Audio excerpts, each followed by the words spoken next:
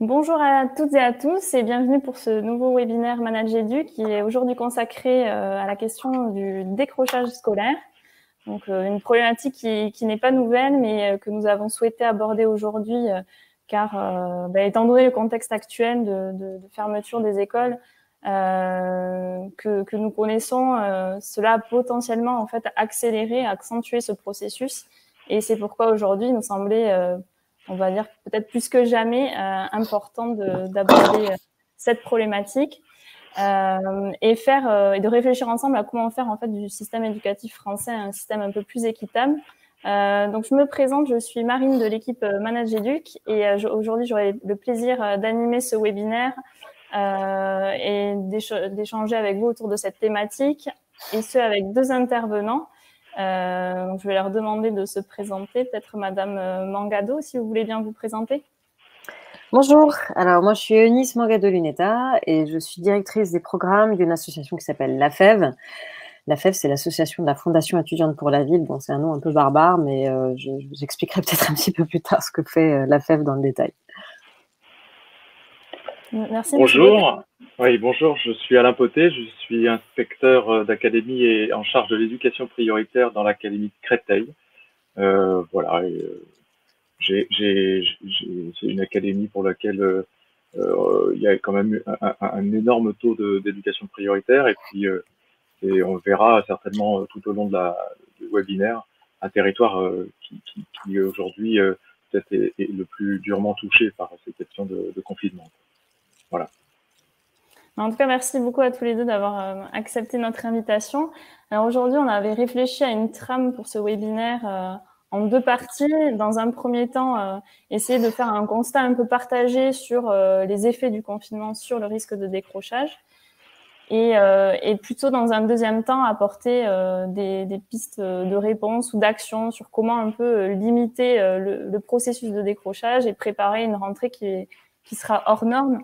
Je vous invite, comme d'habitude, à poser vos questions dans la barre de chat que vous trouverez à droite, et donc ainsi de nourrir les échanges, et j'essaierai de faire remonter au maximum vos questions ou vos remarques.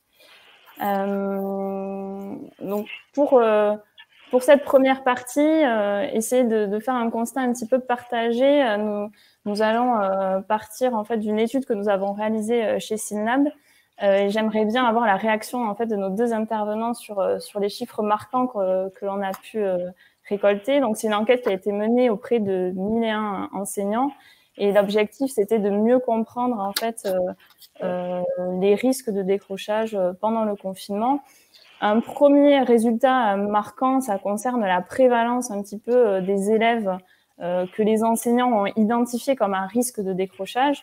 Ils ont estimé environ en moyenne que 18% de leurs élèves présentaient au moins 3 facteurs de risque du décrochage.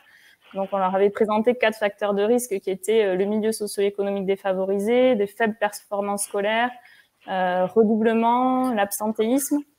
Donc 18% des enseignants pensent en moyenne les enseignants pensent qu'en moyenne 18% de leurs élèves présentent au moins 3 de ces facteurs de risque. Et ce chiffre atteint les 41% en réseau d'éducation prioritaire dans le secondaire.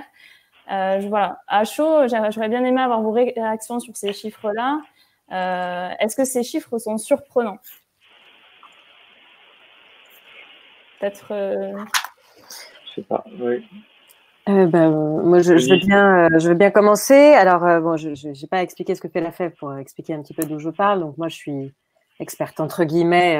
Je suis pas dans l'éducation nationale, mais l'association l'AFEV, c'est le plus important réseau de mobilisation d'étudiants dans des actions d'engagement dans les quartiers prioritaires, avec des actions de solidarité, notamment sur la question éducative. Et la principale action qui est menée par ces étudiants, c'est une action de mentorat, donc d'accompagnement à domicile des élèves en fragilité du premier et du second degré.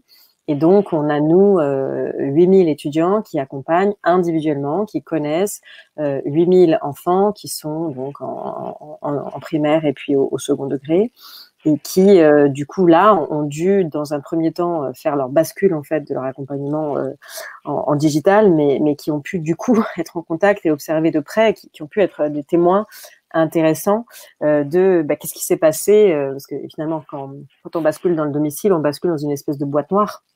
Et ce qui est intéressant avec les étudiants de la FEV, c'est qu'ils ont eu, eux, accès un peu, en tout cas, du contact et du lien qu'ils ont maintenu avec les enfants à ce qui s'était passé. Donc, les chiffres ne sont pas, malheureusement, une grande surprise et ça correspond assez bien avec ce que nous, on a de manière un peu plus empirique remarqué. Et ce qui est très intéressant ici, c'est que vous avez bien fait le focus sur la réalité particulière des élèves qui sont en éducation prioritaire. Grosso modo, la période de confinement et cette expression un peu simple de école à la maison, l'école à la maison, c'est pas l'école, même s'il y a eu de gros efforts de part et d'autre quand même pour assurer cette continuité pédagogique, mais on voit quand même que l'école à la maison, c'est pas deux choses. D'une part, parce que les maisons ne sont pas les mêmes et que effectivement, cette école à la maison, elle a beaucoup tenu en réalité sur les parents. Et donc, elle a beaucoup dépendu en réalité des capacités qu'avaient les parents en fait de pouvoir mettre en œuvre l'accompagnement scolaire de leurs enfants. Et donc, ce qui est intéressant dans l'enquête, c'est que on voit très bien que il y a un niveau d'élèves qui apparaissent en fait peu engagés dans la scolarité, qu'il est évidemment plus élevé en éducation prioritaire et dans les lycées professionnels, et que surtout, moi, le chiffre qui m'a frappé, c'est les 40% des élèves qui étaient désengagés et qui n'étaient pas identifiés par leurs enseignants comme des élèves à risque de décrochage. C'est-à-dire qu'en fait, on a des problématiques déjà sur les publics prioritaires que je pense que Alain Potet va aussi approfondir. Mais là, on a des profils un peu qui n'étaient pas forcément borderline et qui là, en réalité, ont basculé. Et moi, je suis très sensible à la question en fait de deux choses qui sont aussi mises en avant dans votre enquête, la question des mauvaises conditions de travail et le manque de matériel numérique.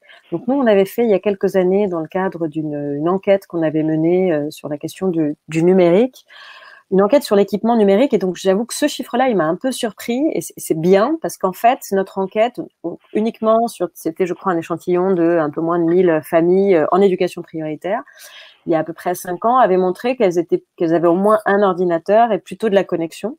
Et en réalité, on voit bien que il y a une rupture quand même sur l'équipement numérique qui est minoritaire, évidemment, mais qui n'est pas marginale. Et ça, c'est quand même important. Et de fait, évidemment, nous, par exemple, une des premières choses qu'on a faites, c'est dans la bascule, au moment où on a dû faire la bascule du mentorat présentiel au numérique, et ben en fait, on a eu la chance de pouvoir monter assez vite un partenariat avec Emmaüs Connect, parce qu'en fait, la première chose qu'on a faite, c'est se rendre compte que pour plusieurs élèves, la difficulté, c'était qu'il y avait un ordinateur, mais un ordinateur pour toute la famille, avec des parents qui s'en servent, qui télétravaillent dessus, avec des frères et sœurs, avec une mauvaise connexion, donc du coup plutôt d'une communication sur smartphone ou sur WhatsApp qui est pas idéale.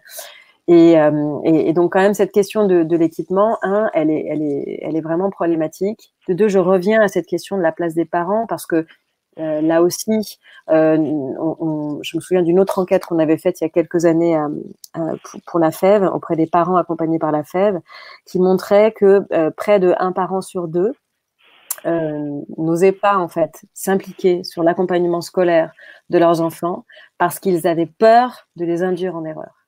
Et je pense que ça a été quand même très très fort cette question de la place qu'ont dû prendre les parents. Et s'ils n'arrivaient pas à la prendre, du coup, l'autonomie, mais en réalité parfois la solitude dans laquelle ont été laissés les élèves, même si, encore une fois, je suis tout à fait consciente bien sûr du lien qui a été maintenu et des efforts qui ont été faits par les enseignants, mais malgré ça, je pense qu'il faut vraiment considérer cette grande solitude. Et puis autre chose, peut-être qui n'était pas très fortement mise en avant dans l'enquête, mais je ne sais pas si Alain Potet partage cette question. Il y a quand même un fort décalage entre premier et second degré, dans la mesure où, dans le premier degré, comme il n'y a pas de possibilité de lien direct par le numérique ou par le téléphone, mais alors c'est très compliqué, mais il n'y a pas d'autonomie en fait de l'enfant. Donc forcément, ça passe par le parent. Et là, vraiment, si le parent, pour X raison, n'est pas disponible, etc., là, le lien est complètement rompu, alors qu'il est plus ou moins maintenu. En tout cas, la problématique est un peu différente dans le second degré. et c'est bien sûr sans jugement. Hein. Nous, on a par exemple beaucoup de mères de famille qui sont dans la situation, en fait, qui sont chefs de famille monoparentale, qui en réalité sont typiquement dans la frange en fait des emplois en fait qui ont dû continuer à travailler, qui ne pouvaient pas télétravailler et qui en fait sont allés au travail, laissant à la maison plusieurs enfants avec des déjà différents et qui étaient en grande autonomie. Et pour le coup, évidemment, ça, pour un élève du premier degré, ça a des conséquences catastrophiques, quoi. Donc, moi, là où je suis très d'accord et très mobilisée, en tout cas pour la FEV, dans ce qui est dit dans l'enquête, alors il ne faut pas être trop pessimiste, hein, on va aborder dans la deuxième partie, la partie plus comment on fait pour essayer de réfléchir ensemble à des leviers, mais voilà, et puis je m'arrêterai là. Hein. En conclusion, je dirais que le décrochage scolaire était quand même l'une des rares bonnes nouvelles, entre guillemets, de l'exemple, de la force de l'exemple, de la continuité pédagogique, éducative en termes de loi, c'est-à-dire qu'on avait quand même, je me souviens à la FEV, on a mené un certain nombre de plaidoyers autour du chiffre des 150 000 jeunes qui quittaient chaque année l'école sans diplôme. C'est un chiffre qui a baissé. Et qui a baissé parce que dans ce qui a été mis en œuvre par différents ministères de l'Éducation ces dernières années, on avait réussi. Alors, il peut toujours y avoir une bataille de chiffres, hein, mais on était passé des 150 000 en dessous de la barre des 100 000. Et là, du fait de cette crise inédite, il y a un risque fort, vraiment, d'explosion du décrochage et du décrochage, pas seulement le décrocheur qui va plus à l'école, etc., mais une autre forme de décrochage qui est un peu ce décrocheur silencieux qui est bien dans la classe, mais qui est plus complètement là. Et clairement, voilà, il y a vraiment besoin là, donc on va y réfléchir. En tout cas, nous à la FEV, on y réfléchit aussi, hein, mais de pouvoir faire une espèce d'alliance éducative. Pour nous, on en parlera, mais je pense qu'il y a la question d'accompagner les enseignants, parce que ces élèves ont très très clairement besoin d'école, ça c'est absolument certain. Et d'ailleurs, ce ne sont pas forcément les élèves qui ont le plus besoin d'école qui vont retourner à l'école, ce qui est un vrai problème. Mais par ailleurs, ils ont aussi besoin de tiers. Et en tout cas, nous, on a vu que le mentorat, la figure comme ça du jeune, de l'étudiant qui appelait, etc., ça a aussi réintroduit finalement un tiers dans un face-à-face à la maison qui parfois a vraiment mis tout le monde sous tension. Voilà, je passe la parole à Alain. Merci Eunice. Oui, en fait, ces chiffres sont à la fois surprenants et pas tant que ça. En fait, je m'attendais même peut-être un peu plus d'estimation, que les enseignants de primaire et secondaire estiment qu'il y a 18% de leurs élèves en risque de décrochage, de façon moyenne, et puis 41% en éducation prioritaire. Ça traduit aussi la représentation que se font les enseignants de la capacité de leurs élèves à réussir. Parce qu'à travers ça, c'est aussi tout un champ qu'on essaie d'explorer aujourd'hui avec les compétences psychosociales et de se dire, si un enseignant, dès le départ, a une représentation de ses élèves qui est de façon extrêmement majoritaire sur leurs difficultés et leur incapacité à progresser, on peut imaginer que ça va être compliqué derrière de faire réussir ses élèves. C'est-à-dire que, en fait, cet effet un petit peu de prédiction autoréalisatrice, c'est-à-dire j'ai une image de mes élèves ils sont en difficulté, ils ont des difficultés et ils sont globalement en échec scolaire depuis pas mal d'années. Forcément, on peut avoir de façon totalement inconsciente de la part d'un certain nombre d'enseignants une forme je dirais, de difficulté à dépasser cette première impression, cette première image, cette première représentation. Donc, à la fois c'est peu et c'est suffisant pour expliquer qu'un certain nombre d'élèves échouent aussi dans notre école, parce que le regard qu'on porte sur eux est déjà un regard qui a tendance à leur renvoyer leurs difficultés. Donc ça, et on voit bien qu'en éducation prioritaire, quand on atteint des chiffres de 40%, ça veut dire que dans sa classe, on va avoir un certain nombre d'élèves qui, dès le départ, vont avoir en face d'eux un enseignant qui a peut-être pas tellement confiance dans leur capacité à progresser, à réussir. Alors, heureusement, on travaille sur ces questions, on arrive à changer les regards. Et d'ailleurs, à ce titre-là, il y a eu des belles surprises pendant ce confinement. C'est-à-dire qu'on a aussi des enseignants qui ont découvert des élèves capables de faire des choses auxquelles ils ne s'attendaient pas. Et on voit bien des très belles solidarités entre les élèves, par exemple. Des élèves en difficulté qui sont allés rejoindre des groupes d'autres élèves qui leur ont donné les documents, qui leur ont partagé les devoirs, qui leur ont partagé les activités. Et il y a eu vraiment, et là j'étais encore avec des inspecteurs hier matin, on faisait le point sur les 35 REP+ de notre académie, et il y a eu des beaux témoignages d'élèves qui n'osaient pas faire un certain nombre de choses, qui étaient sous le regard aussi des pairs. Et le fait d'être en confinement, d'être à distance, ça a aussi retiré ce poids du regard des pairs. Bon, alors je dis pas que c'est quelque chose qu'il faut trop mettre en avant pour masquer toutes les difficultés qui se sont accumulées à côté, mais il faut pas non plus oublier de célébrer un certain nombre de réussites, parce qu'il faudrait pas non plus que voilà, on sorte de cette période en se disant c'est une catastrophe, cette école est vraiment terrifiante, c'est une broyeuse d'enfants des milieux défavorisés. Non, il y a aussi des choses qui se sont passées, qui sont intéressantes, et qu'il faudra surtout garder en tête au moment où on va reprendre. Parce qu'il ne faudrait pas oublier ces choses-là, il ne faudrait pas oublier ces solidarités qui se sont mises en œuvre. Moi, je pense qu'en réalité, il faudrait même les valoriser. Aujourd'hui, les enseignants cherchent à valoriser un certain nombre de compétences qui ont été développées pendant cette période-là. C'est pas facile. Mais en tout cas, des compétences autour de la solidarité, voilà, entre pairs, je trouve que ça serait des belles compétences à mettre en avant. Voilà. Voilà ce que je voulais dire sur ces représentations que se font les enseignants. C'est quelque chose sur lequel on travaille beaucoup. C'est difficile de lutter. Moi, j'ai jamais douté de la beauté des intentions des enseignants. C'est-à-dire qu'il n'y a aucun enseignant dans notre académie, mais même en France, qui souhaite l'échec de leurs élèves. Ça n'existe pas. Ça n'existe pas. Voilà. Maintenant, les stratégies qui sont adoptées parfois ne sont pas très efficaces pour la réussite des élèves. Voilà, c'est ça. Mais l'intention est toujours la même. Il n'y a aucun un enseignant, et ça, je crois qu'il faut jamais en douter. Il n'y a aucun enseignant qui ne veut pas la réussite de ses élèves. Ça n'existe pas. Voilà. Encore une fois, après, c'est toute une action sur le développement professionnel, sur l'accompagnement, sur se mettre au service de ses enseignants pour qu'ils trouvent les meilleures stratégies pour la réussite de tous ses élèves. Voilà. Parce qu'effectivement, il y a des stratégies qui fonctionnent moins bien que d'autres. J'ai l'habitude de dire que la pédagogie, c'est politique.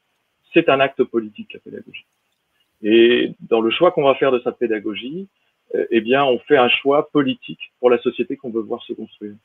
Des pédagogies qui développent la coopération, la collaboration, ça fera pas la même société que des pédagogies qui développent l'individualisme et la compétition. Voilà.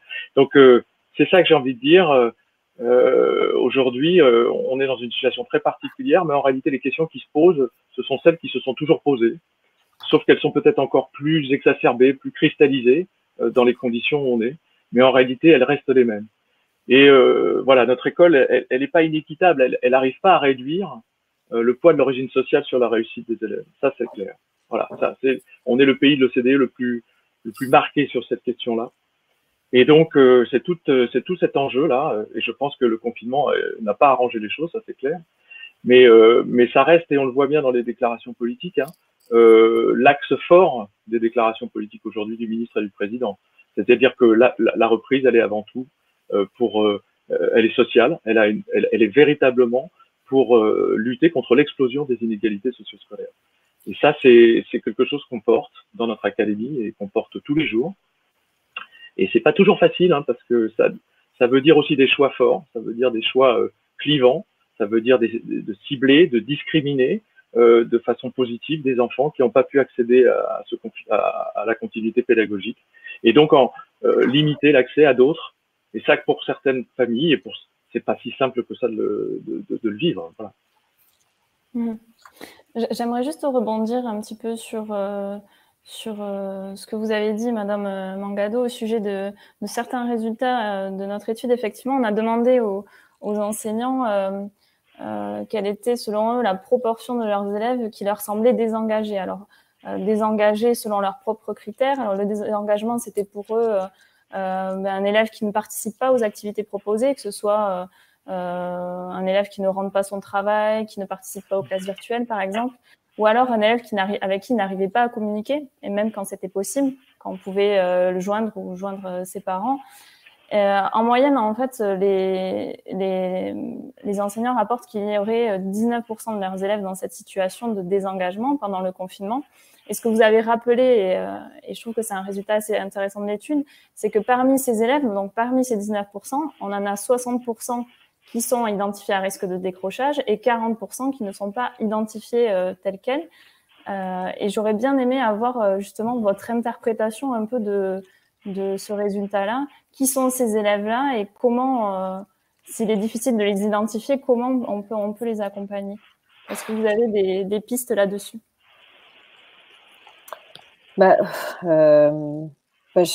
Pour nous, je dirais que ma réponse la plus spontanée, c'est oui, j'ai l'impression que je les connais, ces élèves-là, parce que c'est un peu le public de la FEV, c'est-à-dire en fait, c'est pas les grands décrocheurs qui sont vraiment le public qui est très compliqué à essayer de faire réussir dans des situations comme ça aussi dégradées, on va dire. Et en tout cas, un jeune étudiant bénévole va pas réussir de toute façon ce défi important, hein, qui est le raccrochage à ce point. C'est pas les bons élèves des quartiers prioritaires, c'est précisément un peu ce milieu, un peu des élèves qui croient pas trop en eux, qui ont pas d'énormes difficultés qui les bloquent complètement, mais qui en fait, si on fait pas ce travail de redonner du sens, d'aider à la projection, d'entretenir un peu cette espèce de petite flamme, hein, si ce travail-là n'est pas fait, petit à petit la flamme elle risque un peu de diminuer, voire de s'éteindre. Et je pense beaucoup, il y a autre chose aussi qui m'intéressait dans votre étude, c'était la notion de temporalité. C'est-à-dire, plus la situation dure, plus le risque de décrochage est grand. Moi, on a vraiment observé au début le contact avec les enfants mentorés, donc en présentiel, et comment au début du confinement, le contact était facile. La question de la mobilisation sur les apprentissages était encore fraîche, etc. Très franchement, je pense qu'aujourd'hui, d'où aussi l'importance quand même de la reprise de contact à un moment donné avec l'école, l'enjeu là, c'est quand même à un moment donné de reprendre ce contact-là, parce que je pense que le délitement comme ça de la situation, ces élèves-là qui se délitent aujourd'hui, quand on va les retrouver en cours en septembre, ce sera vraiment compliqué. Donc ça c'est quelque chose que je partage fortement. Je ne sais pas si Alain vous voulez compléter. Oui. Je pense que là actuellement, donc il y a un plan interministériel d'ailleurs qui est en train de se structurer autour de ces décrocheurs. Et alors c'est l'appellation qui pose problème. On a raison. Enfin, il y a beaucoup de termes qui tournent. Là, on s'est dit, en réalité, c'est pas un groupe homogène, ces élèves-là. C'est un groupe très hétérogène en fait. Et on a essayé de les catégoriser, parce que si on veut trouver des actions concrètes, il faut qu'on cible bien les publics, à la fois un ciblage du public, et puis aussi un ciblage dans le temps, parce qu'il y a ce qu'il faut faire dès maintenant, il y a ce qu'il faut faire à la rentrée de septembre, et il y a ce qu'il faut faire tout au long de l'année qui suit, voire même au-delà. Donc en fait, il y a deux approches à avoir, et je dirais qu'il y a ces élèves dont vous parliez et dont parlait Oni, c'est-à-dire ceux qui sont en très grand décrochage et qu'on a perdu de vue tout de suite, ça les perdu de vue absolue. Il y en a deux, trois. Alors moi, je vois dans le REP+, pour lequel je suis référent, c'était à peu près 2-3 élèves par classe. C'est pas énorme, mais sur 22 élèves, voilà, ça représentait quand même 2-3 élèves par classe. Ça, c'était les perdus de vue. Et puis à côté de ça, il y avait les désengagés, ceux qui se sont petit à petit perdus, effilochés, surtout après le retour des vacances. Voilà, il y a eu quand même un avant et un après après vacances. Ça s'est vraiment senti. Aussi parce que les enseignants ont eu une forme d'épuisement aussi. Il y a eu une lassitude, il y a eu une difficulté à maintenir ces désengagés. Et puis il y a eu les essoufflés, ceux qui quand même ont tenu, mais qui aujourd'hui n'y arrivent plus du tout, quoi. Donc en fait, c'est pas les mêmes réponses qu'il faudra apporter pour ces trois populations. Parce que c'est pas du tout les mêmes motifs et les mêmes raisons pour lesquelles ils ont eu du mal à suivre. Donc ça demande un diagnostic très fin de la part de toutes les équipes pour véritablement savoir comment répondre le mieux possible à ces différents profils d'élèves. Parce que encore une fois, si on différencie pas nos réponses, on risque encore une fois de passer à côté de ce qu'il faudrait faire pour des élèves particuliers, en particulier ceux qui sont les plus éloignés de l'école. Voilà. Et ça, je pense que les équipes, ce travail de différenciation, ce travail de catégorisation, ça nécessite un vrai travail de retour d'expérience avec les enseignants. C'est-à-dire que c'est les enseignants qui seront le mieux avec les CPE, avec les assistants d'éducation, tous ceux qui ont accompagné ces élèves-là pendant cette période. Il faut absolument aujourd'hui qu'ils essayent d'analyser la situation, qu'ils fassent un retour d'expérience et qu'ils se disent non, cet élève-là, je vois, il s'est connecté à l'ENT régulièrement, il a récupéré les devoirs, mais il n'a pas pu les faire. Donc en fait, c'est pas le même que celui qui s'est pas connecté, c'est pas le même que celui qui a donné un devoir sur toi, c'est pas le même que celui qui a fait des sélections de disciplines. C'est-à-dire qu'il y a des élèves qui ont choisi leur matière. Il y a aussi ça, hein. Il y a des élèves qui se sont dit, nous on peut pas couvrir tout. Donc, on va choisir les matières. Et on voit très clairement que certains élèves ont fait des choix. Alors que des choix qui étaient parfois dictés par leur intérêt, par leur passion, et puis d'autres qui étaient aussi les matières fondamentales parce qu'ils ont senti, parce que les familles, quel que soit leur milieu, les familles sont parfaitement conscientes de l'importance de l'école. Elles ont toutes parfaitement, voire même plus encore dans les milieux populaires, parce que c'est vraiment là, c'est l'espoir qu'on met dans l'école pour justement permettre à son enfant de réussir sa vie et de trouver une voie. Donc en fait, les familles ont beaucoup analysé et se sont dit il faut que les matières principales soient vraiment assurées et puis le reste, ça sera peut-être du bonus, quoi. Donc il y a eu des stratégies familiales, il y a eu des stratégies d'élèves et aujourd'hui, c'est peut-être intéressant d'aller regarder un petit peu ce qui s'est passé et donc de beaucoup interroger les élèves. Parce que les élèves vont nous donner des clés, les élèves vont nous donner des éléments pour essayer, pour les aider. C'est-à-dire qu'aujourd'hui, on doit passer beaucoup de temps à les interroger en disant qu'est-ce qui s'est passé, qu'est-ce que tu as réussi, qu'est-ce que tu as eu comme difficulté pour le faire. C'était des problèmes techniques, c'est des problèmes cognitifs, c'était des problèmes de connexion, c'est des problèmes familiaux, c'est des problèmes d'environnement, de conditions de réalisation de ton travail. Et il faut vraiment qu'on prenne le temps de les écouter, mais pas simplement sur ce qu'ils ont vécu, c'est important, hein, c'est pas ça que je veux dire, mais aussi comment ils ont travaillé, comment ils ont réussi ou pas à travailler. Parce que toute cette info, il va falloir la garder, parce qu'on ne sait pas comment ça va se passer en septembre. Peut-être qu'on sera encore dans des conditions où le distanciel sera là, et donc il faut absolument que cette rentrée de septembre et l'année prochaine, elle se prépare maintenant en faisant des retours d'expérience sur ce qui s'est passé. Ça, c'est vraiment, à mon avis, un élément essentiel. Ouais, moi je veux bien juste un petit complément par rapport à ce qu'a dit Alain. Je suis très d'accord et je pense qu'en fait il faut à la fois pour ces élèves du personnalisé, du différencié par rapport à tout ce qui a été dit là. Et je pense qu'ils ont besoin à la fois d'une approche très individuelle et aussi du collectif.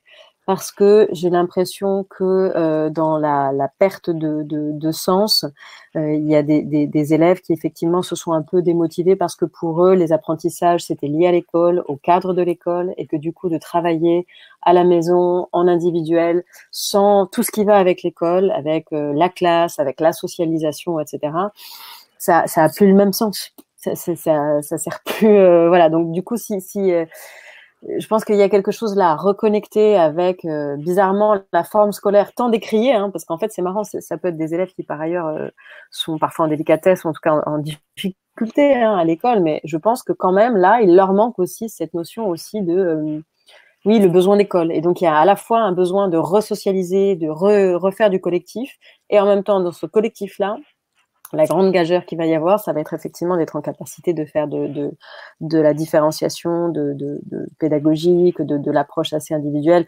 Bon, moi, j'en parle d'autant plus que moi, je suis pas enseignant, hein, je sais que c'est enseignant, je sais que c'est très compliqué, mais en tout cas, nous, on voit que les mentors, encore une fois, de la FEV, ce qui fonde vraiment leur approche et le lien, c'est pas du tout des pédagogues, c'est pas des gens qui sont des experts de l'éducation, etc. Par contre, ce qui est important à un moment donné, c'est l'attention individuelle. Et ça, c'est ça qui fait qu'à un moment donné, le jeune, il y a quelqu'un qui s'intéresse à lui dans son contexte, avec ses particularités, etc. Et ça, c'est très fort. C'est un élément très fort. Alors, je sais que pour un enseignant, c'est pas facile de faire ça dans le groupe classe. C'est pour ça que je parle d'alliance éducative et de comment dans les défis auxquels on va être confronté l'année prochaine, effectivement, qui va être une année particulière à bien des égards. Il y a à la fois à pouvoir mieux accompagner les enseignants, à pouvoir mieux vous accompagner, etc., mais aussi à trouver des alliances éducatives, à continuer avec les parents, avec d'autres acteurs éducatifs autour de l'enfant. je voulais juste rajouter une petite chose aussi dans les bonnes nouvelles pour essayer de positiver quand même un peu. Moi, il y a deux choses que j'ai trouvées intéressantes dans le confinement. D'une part, c'est qu'on a vu, j'ai beaucoup insisté sur la fragilité et parfois le désarroi de certains parents, mais il y a eu aussi des expériences où les parents ont tissé pour certains un lien fort avec les enseignants et vraiment beaucoup plus qu'ils ne l'avaient jamais eu avant. Hein. C'est-à-dire que la fameuse coéducation qui est parfois un petit peu théorique et qu'on appelle de nos voeux, là, ils l'ont vraiment vécu. Ils l'ont eu au téléphone, ils ont eu des enseignants qui ont appelé chez eux, des parents ont parlé, parfois se sont déplacés, y compris avec le problème que ça pose, hein, pour récupérer des devoirs imprimés qu'avaient laissés les directeurs d'école et les enseignants, les profs, voilà. Donc du coup, ça, c'est cette notion quand même de coéducation et du lien qui c'est quand même pour certaines, encore une fois, hein, ne soyons pas trop généralistes, mais il y a aussi eu des expériences heureuses de ce côté-là. Et l'autre élément, ça pour le coup, je pense que c'est pour tous les parents et toutes classes confondues, je dirais, là je dézoomerai un peu par rapport à la focale très quartier prioritaire, éducation prioritaire, c'est que tous les parents quand même se sont retrouvés à dans l'accompagnement scolaire de leur enfant se rendre compte que enseigner c'est un métier quoi, que quand même c'est vraiment oui il y a besoin d'enseignants qui sont formés, qui savent faire des choses que eux ne peuvent pas faire avec leurs enfants, que c'est difficile d'expliquer des choses pourtant qui apparaissent très simples et je trouve que ça c'est quand même assez salutaire dans un pays qui est quand même très particulier par son rapport à l'école, c'est une passion française, hein, l'école, vous le savez, et donc parfois il y a des réactions un peu hystériques ou un peu à l'emporte-pièce, etc. Et là, je pense qu'il s'est passé un truc dans tous les foyers de France où il y avait des enfants à accompagner, c'est que les parents se sont quand même dit ah ouais, les profs ils font quand même un sacré boulot, ça c'est bien. Du coup, j'essaie de regarder un petit peu dans la barre de chat et c'est vrai que on retrouve un petit peu les différents profils dont vous parlez. Donc, par exemple, Abiba qui dit qu'il existe des décrocheurs silencieux qui sont qui ont un peu été dépassés, donc qui n'étaient pas forcément en décrochage avant le confinement, mais qui ne savent pas s'organiser, ne savent pas travailler en autonomie, se découragent vite face à la charge de travail. Et donc là, surtout pour le lycée professionnel.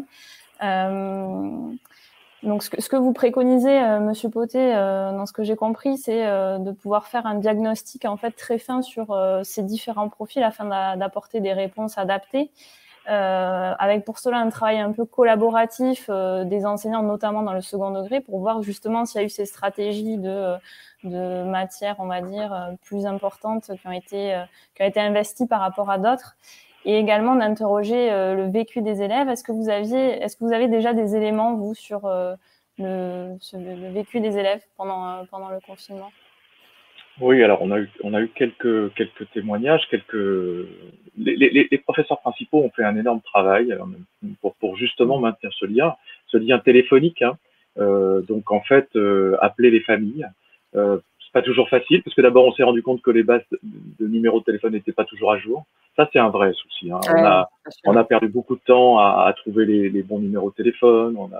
Et puis les familles qui voient parfois des appels masqués parce qu'on ne voulait pas laisser notre numéro. Les familles ne répondent pas à des appels masqués. Enfin, ça paraît anecdotique, hein, mais ça a été des freins et ça a été un énorme travail de la part de ces professeurs principaux qui vraiment là ils ont passé beaucoup de temps parce que ça prend beaucoup de temps et c'était un travail fin et qui avait pour vraiment objectif de dire à toutes ces familles on vous oublie pas, on vous a pas oublié parce que le plus difficile, c'était de faire comprendre aux enfants et aux élèves que l'école ne les avait pas abandonnés. Ils étaient chez eux et ils avaient peut-être pas de nouvelles, ils avaient peut-être pas la possibilité d'en avoir.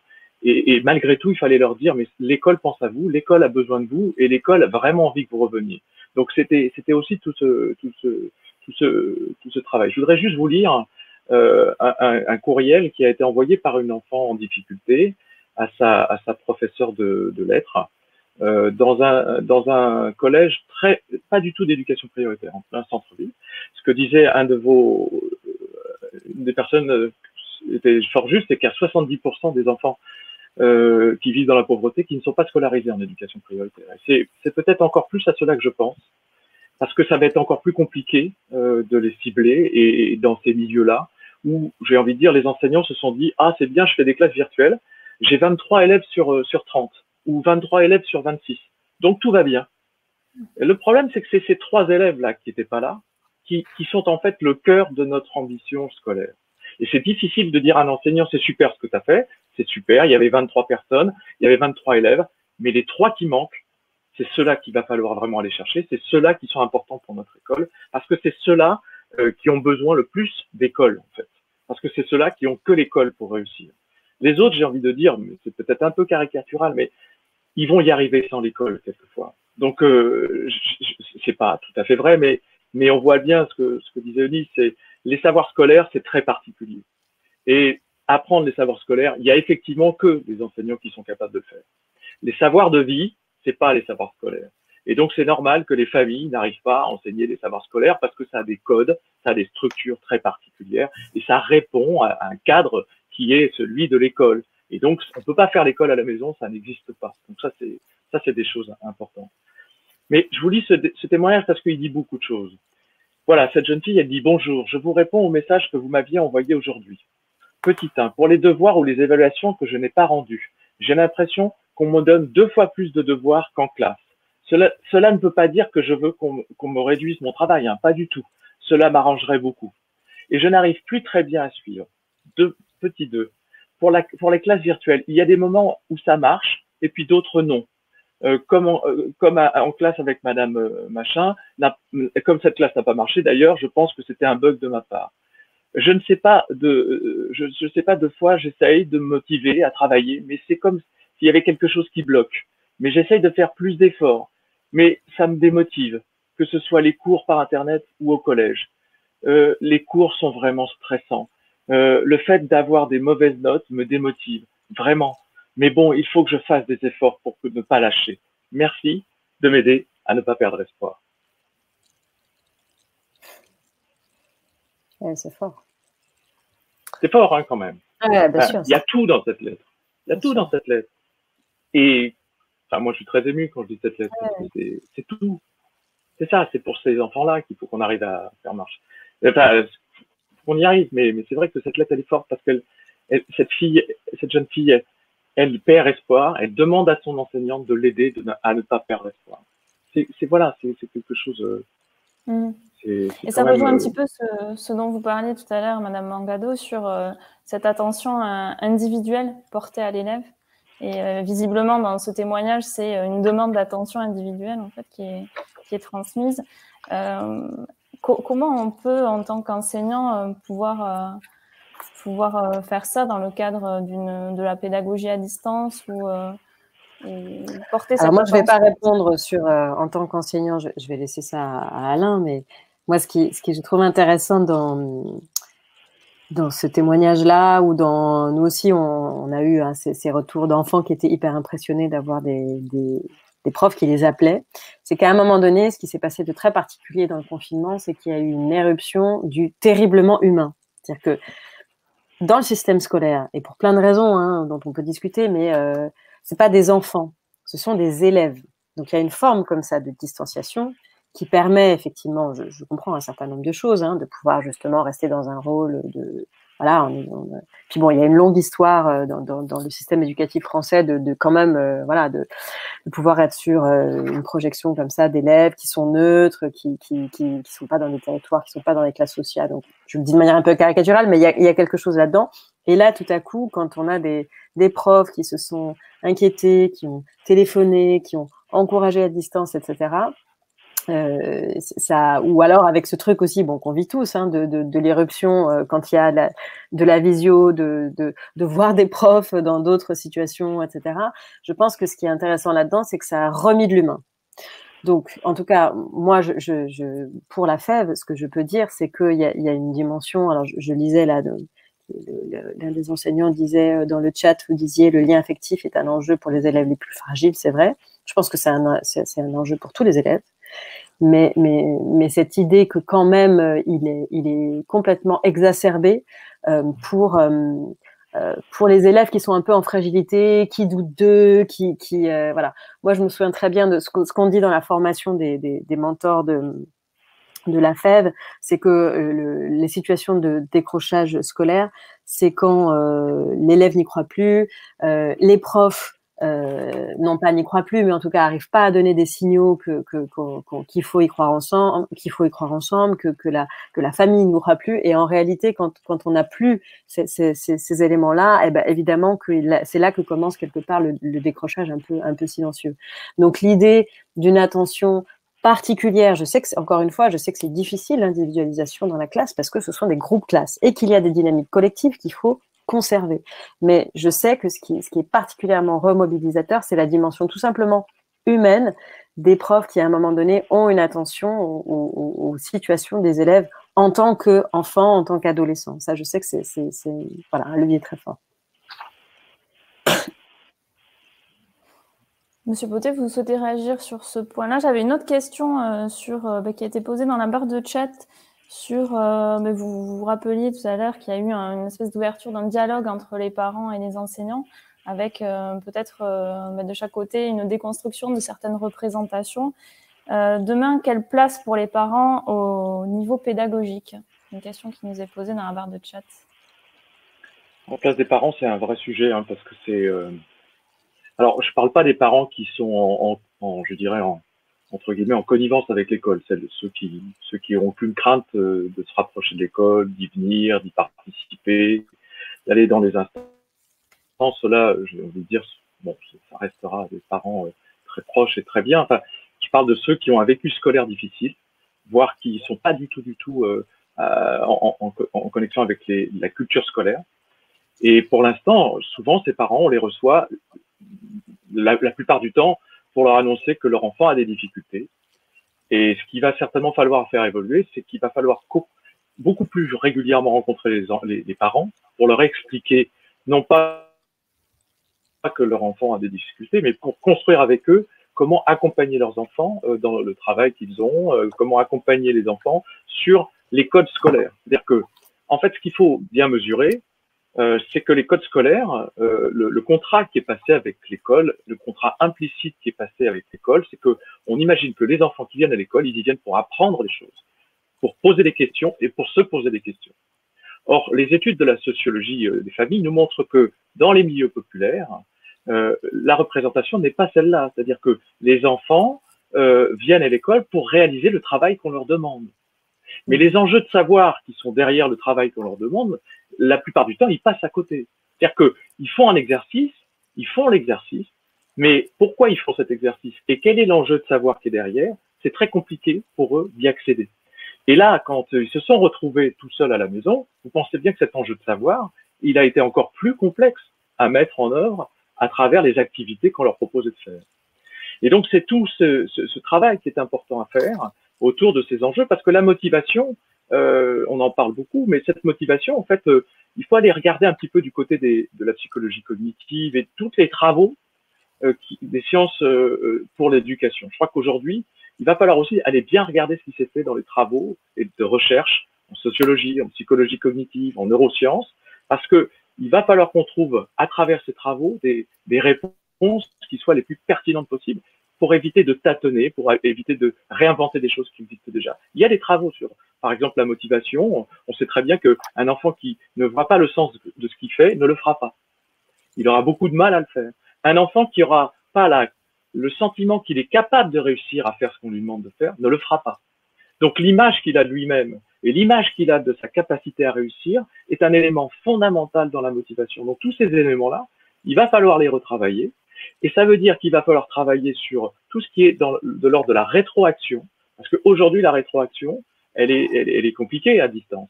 Et pourtant, cette rétroaction, on sait que c'est un point très important de la réussite des enfants. C'est-à-dire notre capacité à donner de l'information sur ce que fait l'élève. C'est-à-dire ce qu'il a réussi et ce qu'il n'est pas encore capable de réaliser. La façon dont il l'a fait. Qu'est-ce qu'il doit faire pour réussir? Comment il doit poursuivre le travail. Tous ces éléments-là, qui sont des éléments fondamentaux de la pédagogie de la réussite pour tous, ils ont du mal à vivre quand on est à distance. Et donc, on voit bien que il va falloir trouver des moyens pour les réinjecter, pour les réinvestir pour ces enfants-là. Donc, cette motivation, c'est important. Juste, je disais sur l'autonomie, ça aussi, c'est les deux grands champs qui ont été traités, l'autonomie et la motivation. L'autonomie nécessite d'être capable de se projeter et de planifier son travail, par exemple. Or, aujourd'hui, dans les familles les plus précaires, il n'y a que le présent qui existe. Le futur, il n'existe pas.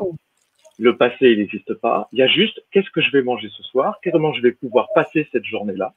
Et donc, demander à nos élèves de planifier et de s'organiser dans une famille où l'urgence, c'est le présent, et il n'y a que le présent qui compte, c'est très difficile. C'est-à-dire que sur ces questions de la motivation, de l'autonomie et de apprendre à apprendre, on est parti sur le principe que c'était un prérequis alors que c'est une finalité de l'école. Et ça, c'est aussi quelque chose qu'il va falloir mettre en œuvre dans nos cours. C'est-à-dire qu'on se rend compte que les enfants qui se retrouvent face à des ressources qu'on leur envoie, ben, n'arrivent pas à les apprendre parce qu'ils savent pas ce que ça veut dire apprendre. Et c'est compliqué. Et c'est pas un acte simple. Et donc là, ça veut dire qu'il faut réinterroger toute notre pédagogie, notre didactique, et se dire que il faut intégrer ces compétences-là dans nos cours, dans nos interventions. C'est-à-dire que au sein même de l'apport de savoir, il faut penser les compétences d'autonomie, il faut penser les compétences d'apprendre à apprendre, qui sont dans le socle. Hein. Enfin, je veux dire, ça fait partie des objectifs de l'école obligatoire. Hein. Donc, c'est pas quelque chose de très nouveau. J'avais bien, je lisais aussi pas mal dans le chat, il y a beaucoup de choses autour de la question des parents. Je pense que c'est effectivement important de continuer la discussion sur l'action des parents. Moi, j'ai pas encore là non plus d'avis sur tel ou tel dispositif, programme qui serait meilleur qu'un autre. Je peux vous donner en tout cas mon ressenti par rapport à l'action de la FEV. C'est plus facile pour les étudiants de la FEV parce que ils sont jeunes, ils sont étudiants, ils sont pas professionnels ni de l'école ni d'une institution et surtout ils sont pas parents. Donc et puis ils vont à domicile. Donc quand ils arrivent à domicile, les parents au début ils comprennent pas très bien, ils se demandent tiens s'ils sont envoyés par l'école, par la mairie, ils comprennent pas forcément même la notion de bénévole. C'est quelque chose qu'on explique. Mais quand ils vont arriver, qu'ils ont compris que c'est une forme d'engagement, qu'ils sont jeunes et qu'ils ne vont pas être jugés en tant que parents, etc., tout de suite, il y a quelque chose qui se noue, qui est beaucoup plus simple. Et j'ai bien en tête qu'on ne peut pas, du coup, reproduire un peu ce schéma-là sur la question de la relation parent-école. Pour autant, je pense vraiment que voilà, ce qui importe quand même malgré tout, quels que soient les dispositifs, etc., les choses qu'on peut imaginer, c'est avant tout de la même façon qu'il y a cette attention un peu particulière et individuelle aux enfants, n'hésitez pas, pour ceux d'entre vous qui allaient être en contact avec les parents, ayez en tête que les parents, parmi eux, beaucoup ont culpabilisé de ne pas y arriver, de se retrouver en difficulté par rapport à leur incapacité à accompagner la difficulté de leurs enfants. Donc, il ne faut pas sous-estimer à quel point l'institution scolaire un pouvoir vraiment dépréciatif par rapport aux parents, quoi. C'est-à-dire qu'on a des situations très brutales où il y a des gamins qui se rendent compte que leurs parents ils savent pas bien lire, ils se rendent compte parce qu'ils commencent à lire mieux qu'eux, qu'ils savent pas bien compter, que la grammaire ça marche pas quand ils essayent de leur expliquer ça. Donc, et les parents.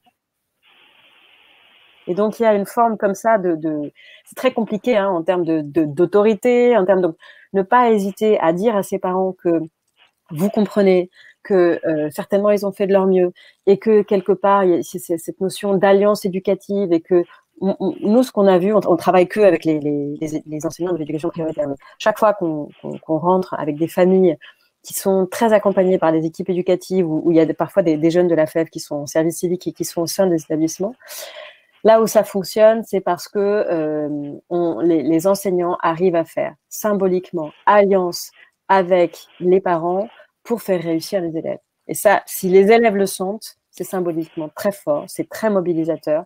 Et ça passe par des petites choses, mais vraiment des trucs tout bêtes du genre, voilà, prendre le temps de envoyer des messages. Par exemple, alors Alain disait hein, les choses toutes bêtes de, évidemment, appeler avec un numéro masqué, ça marchera pas. Et puis en plus, ils pourront pas vous rappeler, etc. Par contre, on voit, il y a des parents il y a des enseignants qui ont beaucoup utilisé les groupes WhatsApp. Et alors, il faut savoir que WhatsApp, c'est un truc tout bête, mais tous les parents, y compris les parents de milieu populaire, ont cette application parce qu'elle permet de manière gratuite de téléphoner à l'étranger. Donc, c'est des choses c'est des choses toutes bêtes, mais voilà, quand on est sûr, quand on s'assure que les moyens de communication peuvent fonctionner et qu'on a ce genre de petite attention, ça va déjà créer ça va déminer toute la relation. Donc, je pense que, voilà, c'est des choses, en tout cas, voilà, moi, je ne peux que vous dire de ces petites choses toutes bêtes qu'on voit, en tout cas, de notre point de vue, mais qui sont déjà énormes quand on arrive à les activer. Je nourris un petit peu le chat, hein. Ouais, je nourris le chat juste parce que là, il y a des questions sur comment impliquer les familles.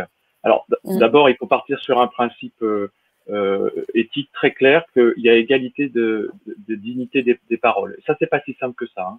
C'est-à-dire que chaque famille, la parole de chaque famille doit être à égale dignité avec celle des enseignants. Et souvent, c'est pas forcément ce qui se passe.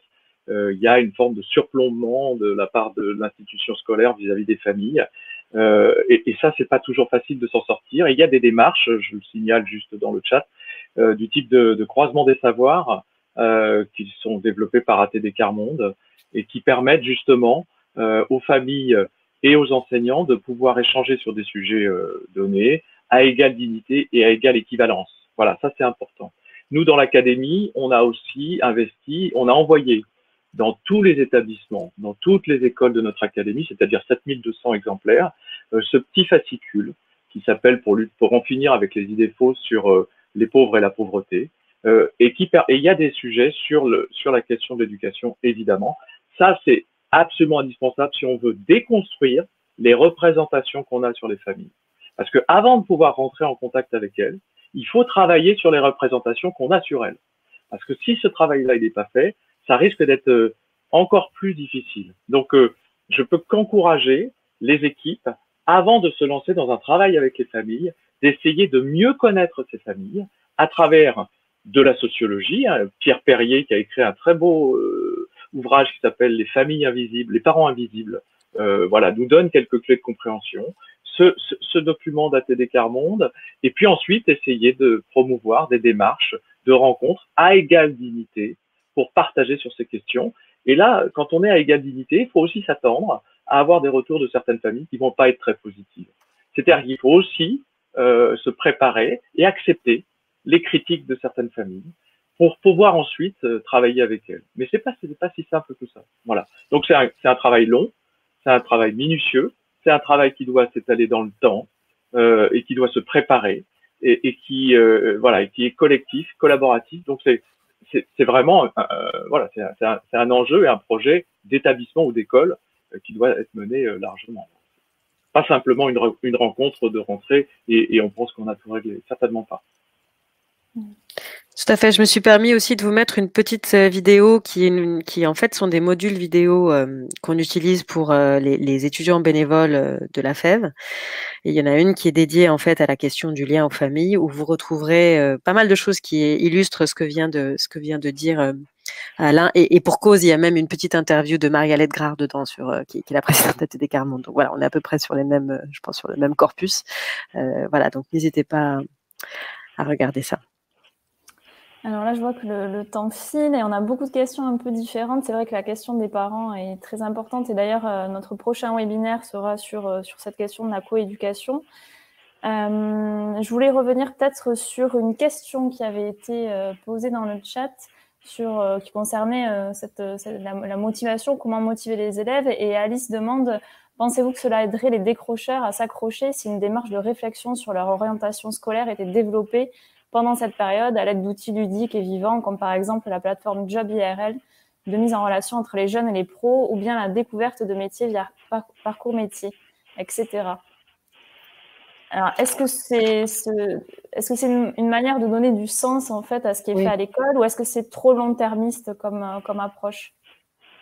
Parce que là, l'idée, on s'adresserait à des élèves niveau pour leur parler d'orientation. Je n'ai pas très bien saisi. On parlerait à qui? Je pense que c'est de lycée, mais peut-être qu'Alice pourrait nous confirmer dans la barre de chat.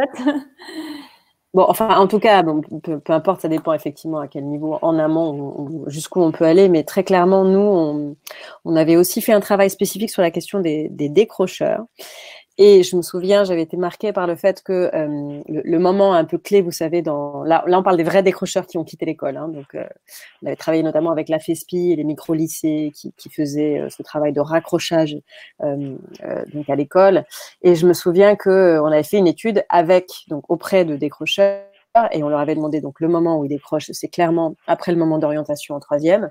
Et alors, ils disent, pour ceux qui reviennent au lycée, quand on analyse ce qui les fait revenir, c'est beaucoup la question de l'orientation, mais je dirais du projet de vie, en fait. En fait, c'est le moment où ils arrivent à comprendre qu'ils auront besoin du scolaire pour arriver à réaliser leur projet de vie. C'est cette idée quand même de la projection et c'est cette idée du sens. Donc, de toute façon, tout ce qui peut concourir à effectivement ne pas voir l'école comme une espèce d'institution froide, mais quelque chose qui tient presque alors j'ai employé un peu un mot à la mode, mais de l'empowerment, c'est-à-dire en fait à un moment donné, c'est ça qui peut permettre de prendre le pouvoir sur son parcours, de faire ses choix, etc. Et donc ça a toujours un effet très mobilisateur. Et je me souviens, j'avais été frappée, c'est ça que disaient les décrocheurs qui étaient revenus. Ils disaient qu'ils étaient revenus parce qu'à un moment donné, leur motivation, c'est qu'ils avaient besoin de l'école, ils avaient besoin de passer leur bac pour leur projet. Et donc, voilà, je pense que ça, c'est assez inspirant de comment remobiliser sans forcément aller aussi loin. Là, on est sur des décrocheurs très avérés, hein, mais je pense que ça peut être utile. La démarche de Job IRL est intéressante, hein, c'est-à-dire qu'en fait, avec des témoignages de professionnels, c'est vrai qu'il faut trouver des moyens qui soient pas, qui sortent un petit peu de l'approche scolaire. Voilà, parce que si c'est des décrocheurs, c'est déjà parce que l'approche scolaire, le cadre scolaire, l'organisation scolaire leur pose quand même beaucoup de soucis. Et donc, si on reprend une organisation proche de celle de l'école, c'est clair que ça va être compliqué. Par contre, la possibilité d'avoir accès à des témoignages, des vidéos de professionnels qui s'adressent à eux, des webinaires aussi, dans lesquels ils peuvent poser des questions, ça c'est important. Mais ce qu'il faut bien voir, hein, c'est que là encore, il y a une très grande discrimination sociale, même sur l'orientation. C'est quelque chose de spectaculaire. Hein. Agnès Van Santen, là, qui est une sociologue de Sciences Po, a fait des études sur la façon dont les jeunes de lycée s'orienter ne serait-ce que dans les salons d'étudiants ou dans les salons ils vont pas sur les mêmes lieux. Même les moteurs de recherche, quand ils font des recherches sur l'orientation, ils mettent pas les mêmes mots-clés pour chercher.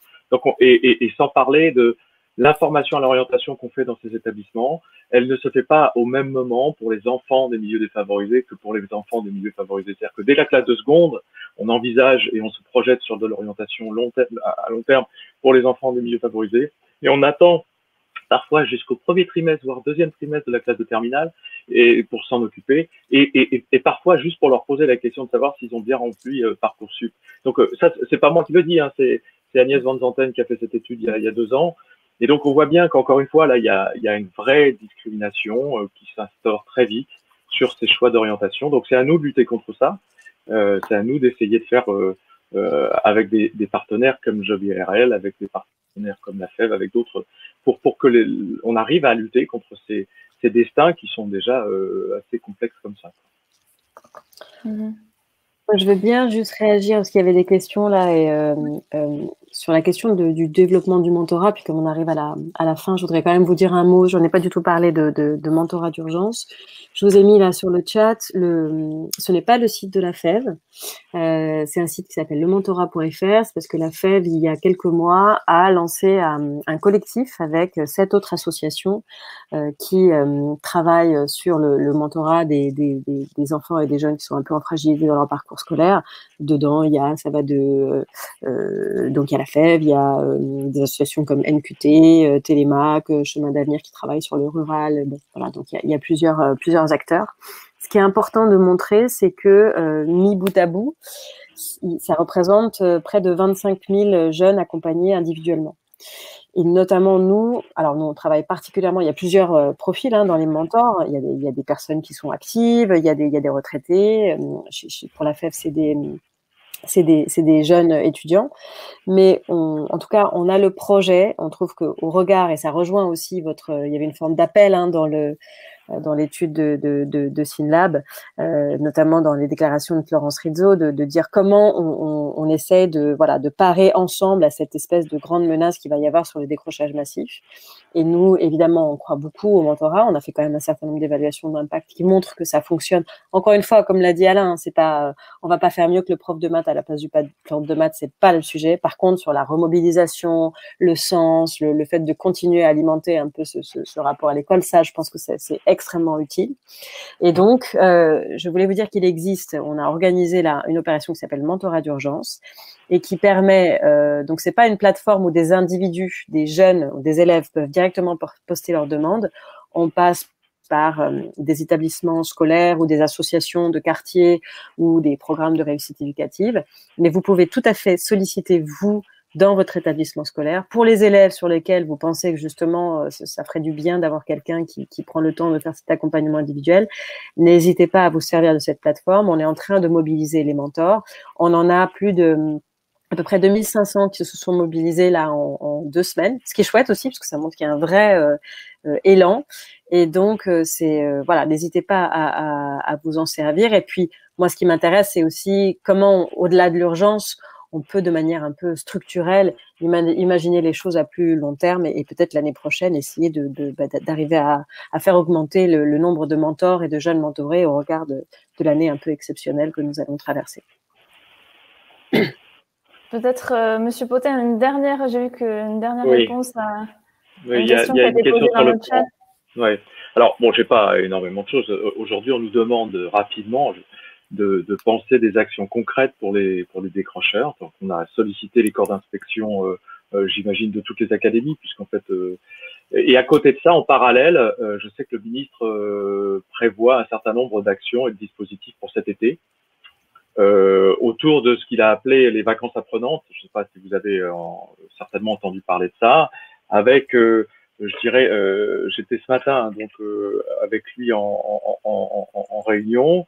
Il y aurait d'un côté l'école ouverte, on en a parlé, j'ai vu qu'il y avait des choses, donc un renforcement de ce dispositif peut-être juste avant la rentrée de septembre, très ambitieux, avec des accueils de loisirs apprenants, c'est-à-dire mobiliser tous les centres municipaux d'accueil de loisirs pour travailler aussi sur ces questions, avec des colonies de vacances apprenantes, avec aussi des excursions buissonnières, c'est-à-dire en couplé avec les écoles ouvertes, la possibilité de partir quelques jours sous tente, découvrir un certain nombre de choses. Donc, ces dispositifs essentiellement ciblés vers les élèves qui ont été en difficulté lors de cette continuité pédagogique, aussi bien en milieu rural qu'en milieu urbain.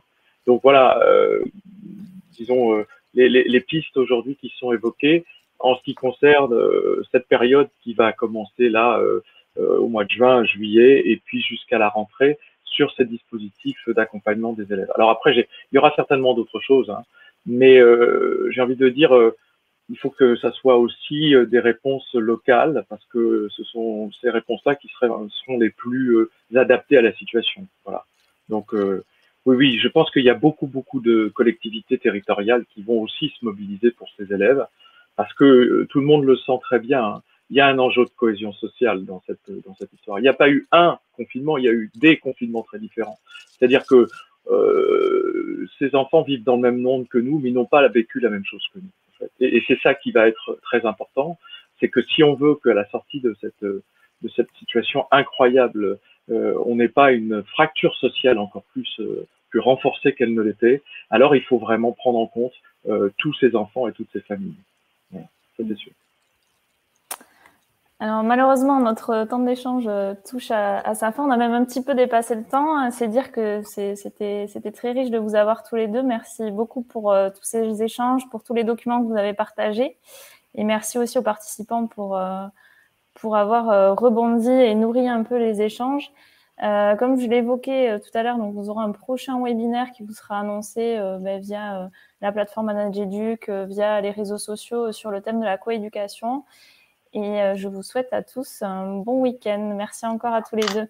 Merci beaucoup. Un grand merci à vous tous. Merci. Merci. Et bon courage. Et soyez prudents encore, hein, évidemment. Et prenez soin de vous et des autres. Merci. Au revoir. Au revoir. Au revoir.